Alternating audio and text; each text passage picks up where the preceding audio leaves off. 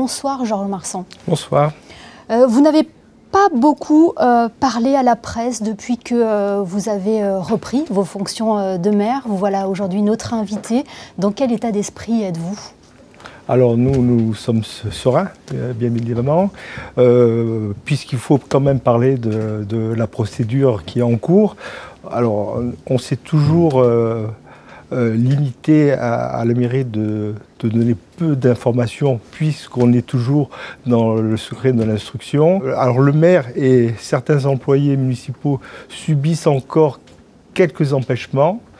Alors, on sait que beaucoup de personnes ont été interrogées, donc nous, on attend le résultat de la chambre d'instruction qui dira ou non si l'instruction est toujours en cours ou si elle continue. Mais bon, je le répète, comme je l'ai dit après le 15 décembre, le maire, les élus et également, évidemment, mon administration sont vraiment innocents et ont appliqué les règles qu'il fallait.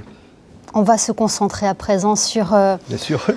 Cette grande rentrée pour la municipalité. Les dossiers sont nombreux, dont tout le monde parle. C'est la future rénovation du marché de la Condamine. Quand aura-t-elle lieu ? Aujourd'hui, on peut dire que c'est un réagencement.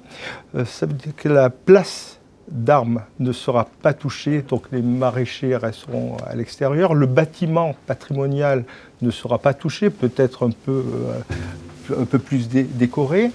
Et c'est un réagencement intérieur. Alors, il y a ces normes qu'il faut se réadapter.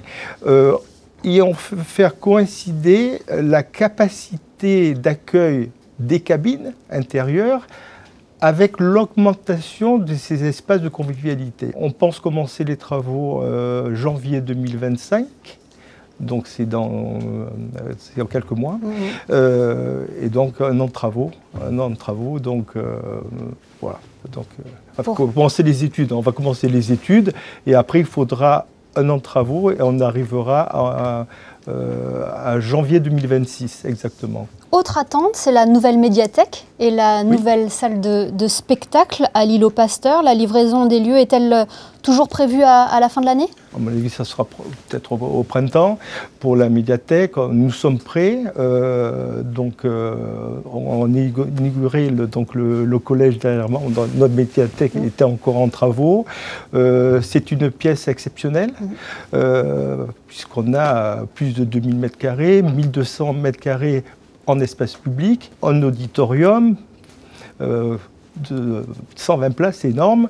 Et puis évidemment, il y a un atrium avec la cafétéria, comme il y a qui est vraiment un autre espace de convivialité, comme il y a dans toutes les médiathèques.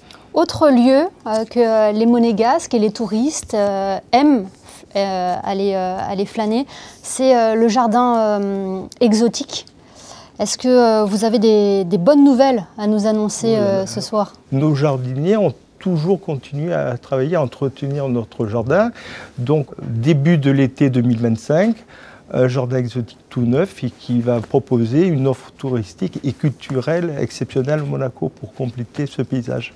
Cette rentrée politique est marquée par de nouveaux visages au sein du gouvernement princier. Est-ce que vous avez déjà échangé avec le nouveau ministre d'État, Didier Guillaume, ou le nouveau ministre de l'Intérieur, Lionel Beffre ? Oui, alors Lionel Beffre, le ministre de l'Intérieur, vous savez, c'est le référent de la mairie. C'est un conseiller ministre qui est important. J'ai eu une visite au ministère d'État. J'ai pu rencontrer le nouveau ministre d'État. On a de grands dossiers en commun. Le principal dossier, bien évidemment, c'est le dossier du cimetière et des travaux au niveau de l'îlot Charles III. Donc là, nous travaillons ensemble. Ce sont les dossiers prioritaires que nous avons avec le gouvernement.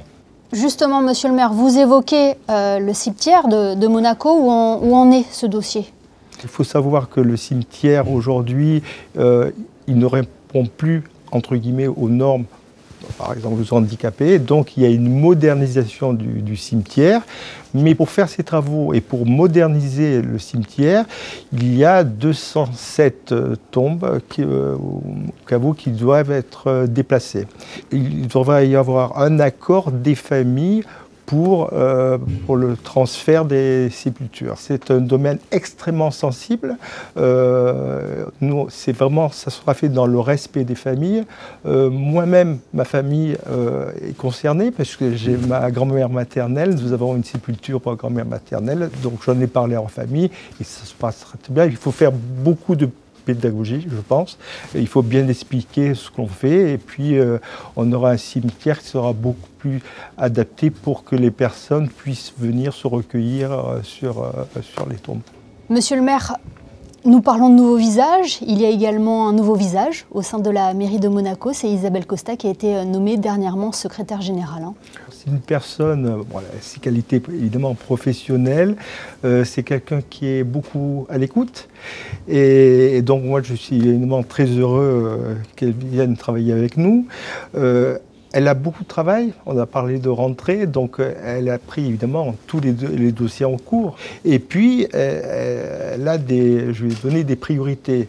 Alors, plus technique, elle a des priorités sur le système financier de la mairie qu'on doit faire évoluer, mais également, on a créé il y a quelques mois, officiellement, une commission du règlement intérieur.